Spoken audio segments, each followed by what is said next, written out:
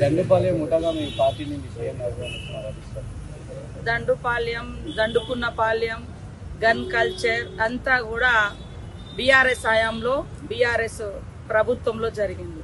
ఈరోజు కాంగ్రెస్ ప్రభుత్వం ప్రజాస్వామిక ప్రభుత్వం అందరి మంత్రులకు కూడా స్వేచ్ఛనిచ్చి తోటి సహచరుడుగా మా సీఎం గారు పనిచేస్తూ ఉన్నారు.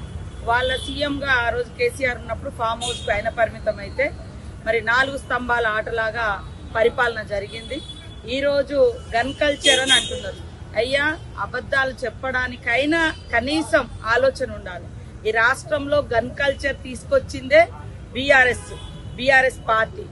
ఆనాడు రియల్ ఎస్టేట్ వ్యాపారులు 2 గన్నులతో కాల్చుకొని ఇదే ఇబ్రహీంపట్నంలో 2 చనిపోవడం జరిగింది. దానికి కారణం మీ ప్రభుత్వంలో మీరు తీసుకొచ్చిన గన్ కల్చర్. అయ్యా, నీతులు చెప్తున్న హరీష్ రావు గారు అబద్ధానికి నిలువెత్తే సాక్ష్యం నువ్వు. ఇవాళ సిద్దిపేట సబ్ రిజిస్ట్రార్ కార్యాలయంలో మీ హయాంలో మరి గన్ను చూపి 45 లక్షలు ఎత్తుకుపోయిన కల్చర్ మీ ప్రభుత్వంలో ఆనాడు జరిగినటువంటి గన్ కల్చర్.